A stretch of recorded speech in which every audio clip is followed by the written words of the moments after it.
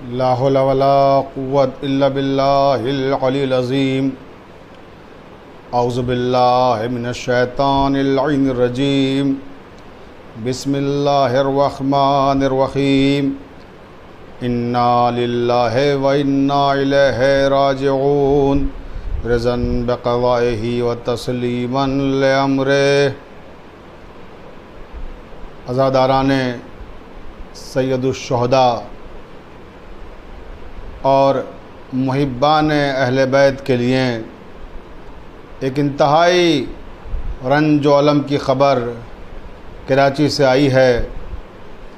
کہ وہاں سرزمین علم و ادب شہر نگاراں لکھنؤ کی آغوش میں پرورش پانے والے علامہ سید ضمیر اختر نقوی ہمیں داغ مفارقت دے گئے۔ علامہ سید ضمیر اختر نقوی جنہی نے لکھنوی تہذیب، لکھنوی تمدن، لکھنوی ادب، لکھنوی زبان، لکھنوی ثقافت، ان سب چیزوں کی ترجمانی کی ہے کراچی شہر میں رہ کر۔ یعنی وہ رہے تو ضرور کراچی میں، مگر ان کی روح جیسے لکھنؤ کی گلیوں میں بھٹک رہی ہو۔ وہ رہے تو ضرور کراچی میں، لیکن انہوں نے اپنے دل کے اندر ہمیشہ لکھنؤ کو آباد رکھا۔ لکھنؤ سے متعلق جو ان کا عشق ہے وہ ان کی تحریر اور تقریروں سے اظہر من الشمس ہے۔ علامہ سید ضمیر اختر نقوی خداوند عالم ان کے درجات کو بلند فرمائے، مرحوم کہتے ہوئے بھی زبان لڑکھڑا رہی ہے اور یقین نہیں آ رہا ہے کہ وہ ہمارے درمیان نہیں رہے، جیسے ہمارے کانوں میں کوئی آواز گونج رہی ہو کہ سورج ہوں زندگی کی رمق چھوڑ جاؤں گا، میں ڈوب بھی گیا تو شفق چھوڑ جاؤں گا۔ خطابت کا ایک آفتاب تھا، علم و ادب کا ایک مہتاب تھا جو ہمارے درمیان نہیں رہا۔ علامہ سید ضمیر اختر نقوی صاحب قبلہ تابصرہ کے تعلق سے میں اپنے سننے والوں کی خدمت میں یہ عرض کرتا چلوں کہ علامہ کی پیدائش شہر علم و ادب لکھنؤ میں 24 مارچ سن 1947 میں ہوئی، یعنی آزادی سے فقط 5 مہینے پہلے۔ گویا وہ اس دنیا میں کیا آئے کہ نوید آزادی لے کر آئے۔ پھر ان کی پرورش لکھنؤ جیسے علمی اور ادبی شہر میں اہل علم اور اہل ادب کے درمیان ہونے لگی۔ علامہ سید ضمیر اختر نقوی صاحب قبلہ کے جو والد تھے سید ظہیر حسن نقوی،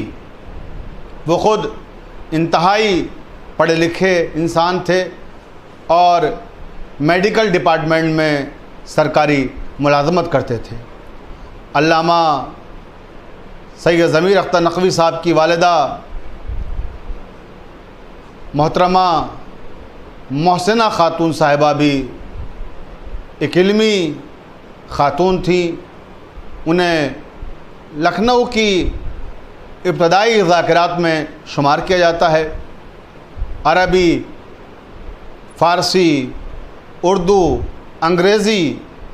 مختلف زبانوں کی وہ ماہر تھیں، اور جب وہ خطابت کرتی تھیں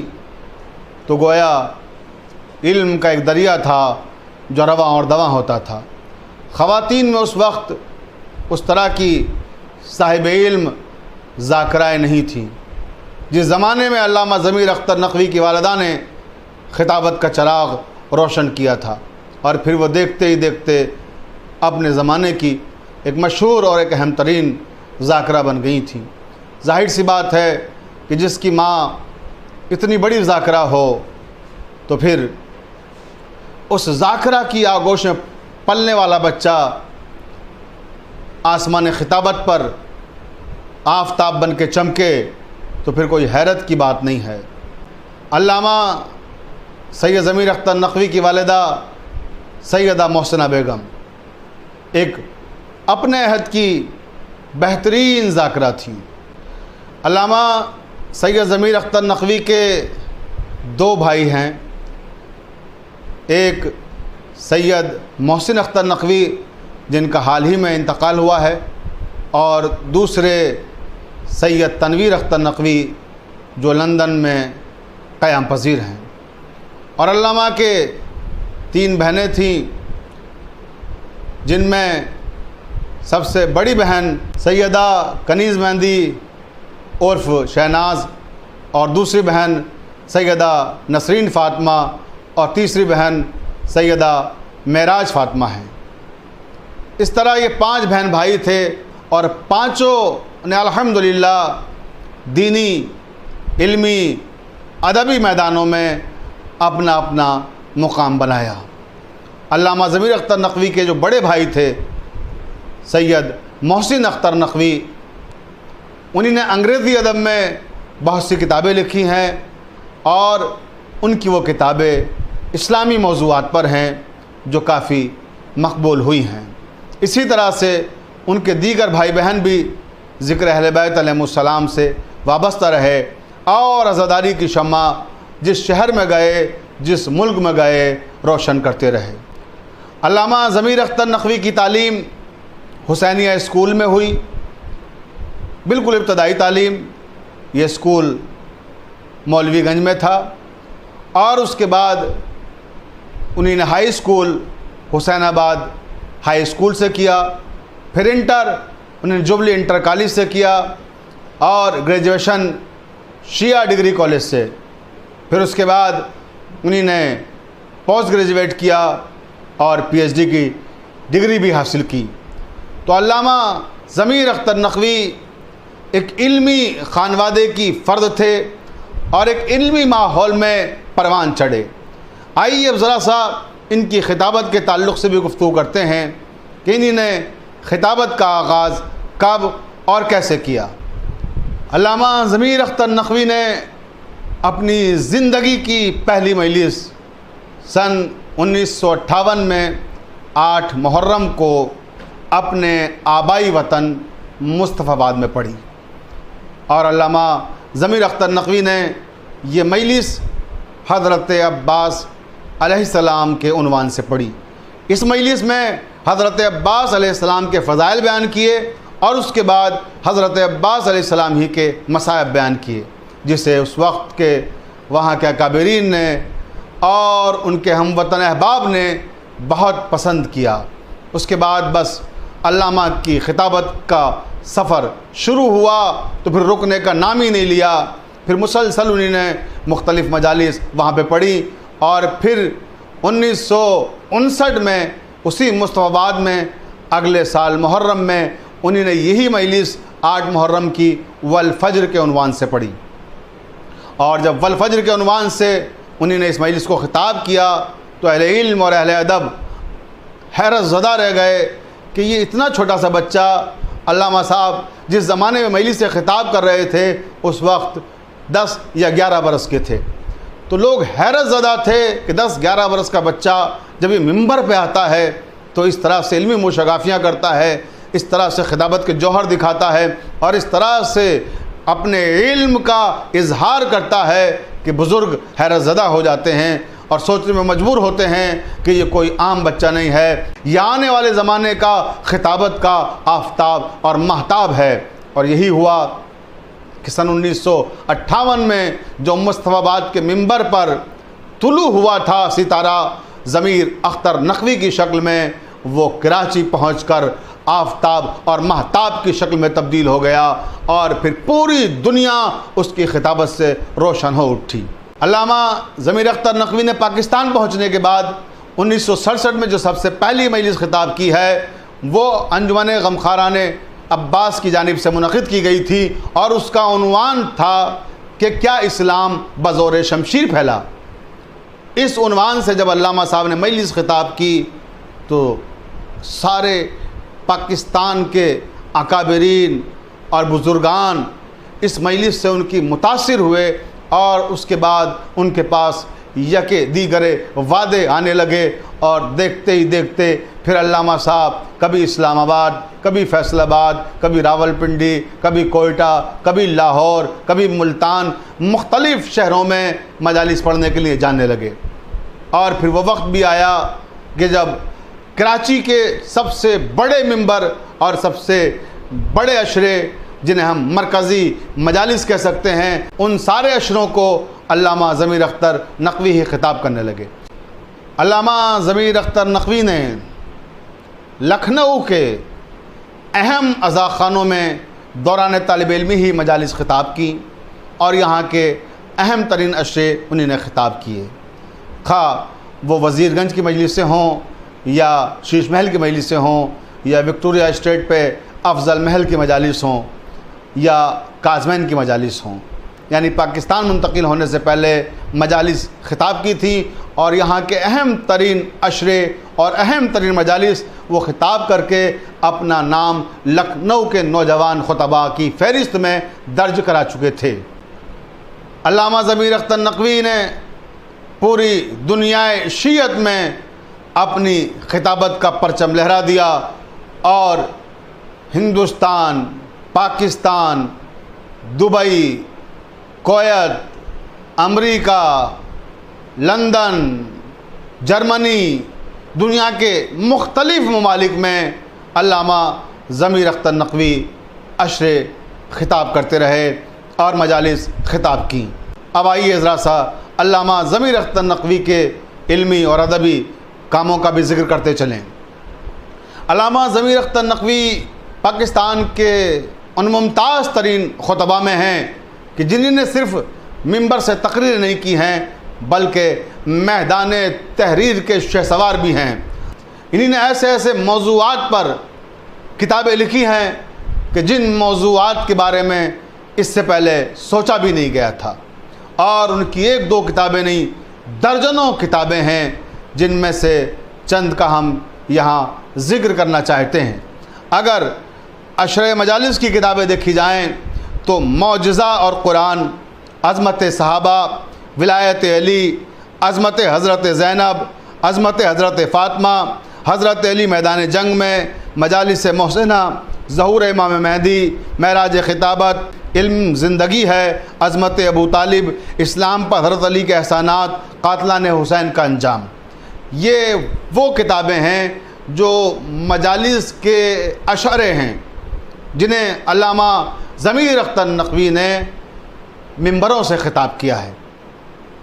اب اس میں آپ دیکھیں کہ بہت سے موضوعات ایسے ہیں کہ جن پر آپ دیکھیں گے کہ پہلی بار علامہ ضمیر اختر نقوی نے انہیں ممبر کا موضوع بنایا۔ علامہ ضمیر اختر نقوی نے ایسے موضوعات پر عشرے خطاب کیے کہ جن موضوعات پر اچھے اچھے لوگ ایک مجلس پڑھتے ہوئے بھی گھبراتے ہیں۔ علامہ ضمیر اختر نقوی کی ایک اہم خوبی یہ ہے کہ انہی نے ممبر سے جن موضوعات کو اپنی تقاریر کا موضوع بنایا ہے اسی طرح کے موضوعات پر انہی نے کتابیں بھی تحریر کی کہ جن پر اس سے پہلے لکھا نہیں گیا تھا۔ مثلا آپ دیکھیں کہ تاریخ کے حوالے سے انہی نے جو کتابیں لکھی ہیں، شہزادی زینب اور تاریخ ملک شام، غم امام حسین اور عزاداروں کی شفاعت، امام حسن کی فتح اور خدا کے دشمن کی شکست، شہزادہ قاسم کی مہدی، ذوالجناح، پوری دنیا کی عزاداری، شہید علماء حق۔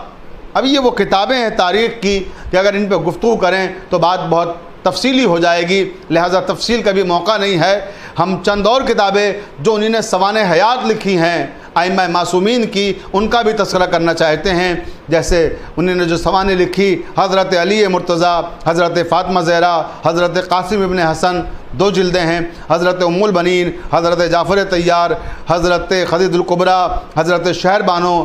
حضرت علی اصغر علیہ السلام۔ اب آپ یہ دیکھیے حضرت علی اصغر کی سوانح لکھنا کوئی آسان کام ہے؟ 6 مہینے کا بچہ جس کی کل زندگی 6 مہینے ہے اور اس 6 مہینے کے بچے پر ایک ضخیم کتاب لکھ دینا، یہ علامہ ضمیر اختر نقوی ہی کا کام ہے۔ اور سب سے بڑی بات یہ ہے کہ جو کتاب کا سبجیکٹ ہے، جو کتاب کا موضوع ہے، وہ کبھی بھی سبجیکٹ سے اور موضوع سے باہر نہیں جاتے ہیں، اسی موضوع پہ ٹھہر کر بات کرتے ہیں۔ مثلا جناب شہربانو پہ کتاب لکھی تو جناب شہربانو کے خاندان کے حالات، جناب شہربانو کا پس منظر اور جناب شہربانو کے خصائص، جناب شہربانو کے کمالات، جناب شہربانو کے فضائل و مناقب، اور اس کے بعد جناب شہربانو سے متعلق جو مرثیے کہے گئے ہیں ان سب کو انہوں نے اس کتاب میں جمع کر دیا ہے۔ علامہ ضمیر اختر نقوی کے مخالفین اس بات پر بھی اکثر اعتراض کرتے تھے کہ صاحب وہ علامہ صاحب جو ضخیم کتابیں لکھتے ہیں اس میں مرثیوں کو شامل کر دیتے ہیں، اس سے کتاب کی ضخامت بڑھ جاتی ہے۔ لیکن میں ایسے لوگوں سے کہنا چاہتا ہوں کہ جو اکثر اس طرح کی باتیں کرتے ہیں کہ جب لکھنے بیٹھیے تو آپ کو پتہ لگے کتاب کیسے لکھی جاتی ہے، لیکن اعتراض کرنا بہت آسان ہوتا ہے۔ جب انسان لکھتا ہے کوئی کتاب اور کوئی تحریر، اس وقت اسے پتہ لگتا ہے کہ کتنا مشکل کام ہے یہ۔ لوگوں کو ایک مضمون لکھنے میں چھینکیں آ جاتی ہیں اور علامہ نے ان موضوعات پر کتابیں لکھی ہیں۔ اور رہا سوال مرثیوں کے بندوں کا کہ وہ مرثیوں کے بند شامل کر دیتے ہیں، تو یہ پوزیٹیو تھنکنگ کے ساتھ اگر آپ اس پہ سوچیں تو علامہ کا دراصل جو نظریہ ہوتا تھا، میری ان سے اکثر فون پہ بات ہوتی تھی اور میں کراچی پاکستان کئی بار گیا ہوں، ان کے دولت خانے پر بھی مجھے جانے کا شرف حاصل ہوا ہے، ان کے شریعت قدے، ان کے ادب قدے پر میں جب بھی جاتا تھا پاکستان تو ضرور حاضری دیتا تھا۔ تو علامہ ضمیر اختر نقوی صاحب کہا کرتے تھے کہ اس کا مقصد صرف یہ ہوتا ہے کہ جناب شہربانو سے متعلق جتنی انفارمیشن ہے وہ سب میں ایک جگہ کر دوں، تاکہ تاریخ کا طالب علم جب آگے چل کے جناب شہربانو کے تعلق سے کچھ لکھے یا جناب حضرت علی اصغر کے تعلق سے کچھ لکھے یا جناب زینب کے حوالے سے کچھ لکھے یا امام علی مرتضیٰ کے حوالے سے کچھ لکھے تو اسے سارا ذخیرہ ایک جگہ مل جائے۔ اس سوچ اور اس تھنکنگ کے تحت وہ یہ ساری چیزیں یکجا کر دیتے تھے، جس پر معترضین اعتراض کرتے ہیں۔ لیکن میں ان سے کہنا چاہتا ہوں اعتراض کرنے والوں سے، اس حصے پر تو آپ بعد میں گفتگو کریں، لیکن جو چیپٹر اور جو ابواب اور جو حصے اصل سبجیکٹ پر ہوتے ہیں ان پر بھی کبھی غور کر لیا کیجئے کہ کتنی محنت سے اور کتنی لگن کے ساتھ، کتنی دل جمعی کے ساتھ علامہ نے انہیں تحریر کیا ہے، اور وہ بیشتر چیزیں وہ ہیں جو نقش اول ہیں۔ اب آئیے تھوڑا سا علامہ صاحب کی ان کتابوں کا بھی تذکرہ کر دیا جائے جو خالص ادبی کتابیں ہیں، جیسے شعراء اردو اور عشق علی، خاندان میر انیس کے نامور شعراء یا میر انیس، ان کی کتاب انگریزی میں بھی ہے، اردو میں بھی ہے، یا کلام انیس میں رنگوں کا استعمال۔ یہاں میں 2 منٹ ضرور اس کتاب پہ بولنا چاہوں گا کہ کلام انیس میں رنگوں کا استعمال، اس موضوع پر پہلی بار اگر اردو ادب میں کسی نے قلم اٹھایا ہے تو وہ علامہ ضمیر اختر نقوی ہیں۔ ان سے پہلے کسی کے ذہن میں یہ تصور بھی نہیں آیا کہ کلام انیس میں رنگوں کا استعمال یہ بھی کوئی سبجیکٹ ہو سکتا ہے، یہ بھی کوئی موضوع ہو سکتا ہے، اور پھر اس کا جس طرح سے تجزیہ کیا ہے علامہ صاحب نے، اور یہ کوئی 100-125 صفحے کی کتاب نہیں، ایک ضخیم کتاب ہے، اور اس ضخیم کتاب میں صفحہ اول سے لے کے صفحہ آخر تک علامہ ضمیر اختر نقوی کہیں بھی اپنے سبجیکٹ سے، اپنے موضوع سے منحرف نہیں ہوئے ہیں، جدا نہیں ہوئے ہیں، بھٹکے نہیں ہیں۔ ایک تسلسل ہے جو صفحہ اول سے شروع ہوتا ہے اور صفحہ آخر پہ ختم ہوتا ہے، جہاں جہاں بھی جس طرح سے بھی ضمیر اختر صاحب قبلہ نے میر انیس کی شاعری میں رنگوں کے استعمال پہ گفتگو کی ہے، ایک نئے رنگ میں، ایک نئے آہنگ میں، ایک نئے اسلوب میں، ایک نئے انداز میں، ہمیں ایک سے ایک علمی ادبی نکات ہیں جو علامہ کی تحریر میں روشن ہوتے ہوئے دکھائی دیتے ہیں، اور اردو کے جو ممتاز ناقدین ہیں انہی نے علامہ ضمیر اختر نقوی کی اس کتاب کو ایک اہم ترین کتاب قرار دیا ہے۔ اور اس کے بعد میر انیس پر لکھنے والوں نے بہت کچھ لکھا ہے، لیکن زیادہ تر لوگوں نے علامہ ضمیر اختر نقوی کی اس کتاب سے خوشش ہی نہیں کی ہے۔ تو اس طرح کی بہت ساری کتابیں ہیں جو علامہ ضمیر اختر نے نقش اول کے طور پر لکھی ہیں، ان میں کلام انیس میں رنگوں کا استعمال کے بعد آئیے دوسری ایک کتاب کا اور میں ذکر کرنا چاہتا ہوں کہ ہر صدی کا شاعر اعظم میر انیس، یہ بھی بڑی زبردست کتاب ہے علامہ صاحب کی۔ یا پھر ان کی کتاب ہے ایک نوادرات مرثیہ نگاری، یہ 2 جلدوں میں ہے، اور اسی طرح سے اردو غزل اور کربلا، یہ خون شہیدہ شیخ ممتاز حسین جونپوری کی کتاب کے بعد دوسری کتاب ہے علامہ ضمیر اختر نقوی کی، کہ جنہی نے اس حوالے سے کربلا کو پیش کیا کہ کربلا غزل میں کس طرح سے آئی اور کربلا اردو غزل میں علامت کے طور پر کب سے مستعمل ہے اور کب سے اردو غزل میں کربلا کا استعمال کثرت سے کیا جا رہا ہے، یا کن کن شعراء نے غزل میں کربلا کی علامتوں کو استعمال کیا ہے۔ علامہ ضمیر اختر نقوی اردو غزل اور کربلا میں، عربی اور فارسی میں بھی کس کس طرح سے غزلوں میں کربلا کی علامتیں ہیں اس کا ذکر کرنے کے بعد اردو کی کلاسیکی شاعری کا جائزہ لیتے ہیں اور کلاسیکل شعراء نے جس طرح سے غزل کو کربلا کی علامتوں سے سجایا اور سنوارا ہے اس پہ گفتگو کرتے ہیں، اور اس کے بعد پھر ترقی پسند شعراء نے کس طرح سے اردو غزل میں علامات کربلا کا استعمال کیا ہے اس پہ گفتگو کرتے ہیں۔ پھر جدید شاعری میں اردو غزل میں کربلا کی علامتیں کس طرح سے روشن اور منور ہو کر اثری معنویتوں کو ظاہر کر رہی ہیں اس پہ تفصیل سے گفتگو کی ہے۔ اسی طرح سے ان کی ایک کتاب ہے احساس، جس میں ان کے انٹرویو ہیں، یا ایک کتاب ہے کلام ضمیر۔ کلام ضمیر میں مرثیے ہیں، نوحے ہیں، سلام ہیں۔ تو علامہ ضمیر اختر نقوی نہ صرف ایک خطیب تھے، نہ صرف ایک ادیب تھے، بلکہ وہ شاعر بھی تھے، نقاد بھی تھے اور محقق بھی تھے۔ ان کی شخصیت کی مختلف جہتیں ہیں، ظاہر سی بات ہے، جنہیں اس مختصر سی تقریر میں بیان نہیں کیا جا سکتا۔ علامہ ضمیر اختر نقوی کے انتقال سے جو ملت اسلامیہ کا نقصان ہوا ہے، خصوصاً ملت شیعہ کا نقصان ہوا ہے، ہم تصور بھی نہیں کر سکتے کہ ہمارے درمیان سے ایک ادیب، ایک خطیب، ایک ذاکر، ایک شاعر، ایک نقاد، ایک مفسر، ایک مبلغ اور ایک رہنما چلا گیا۔ علامہ ضمیر اختر نقوی کا انتقال دراصل ملت شیعہ کا نہیں بلکہ ملت مسلمہ کا عظیم نقصان ہے۔ علامہ ضمیر اختر نقوی جیسی شخصیت صدیوں میں پیدا ہوتی ہے، اور خود علامہ ضمیر اختر نقوی نے کہا تھا، انہی کے ایک شعر پر میں اپنی گفتگو کو تمام کر رہا ہوں کہ میرے یہ لفظ مجھے مر مر کر بھی مرنے نہیں دیں گے، میرے یہ لفظ مجھے مر مر کر بھی مرنے نہیں دیں گے، میں چپ ہو کر بھی لہجے کی روانی چھوڑ جاؤں گا، میں چپ ہو کر بھی لہجے کی روانی چھوڑ جاؤں گا۔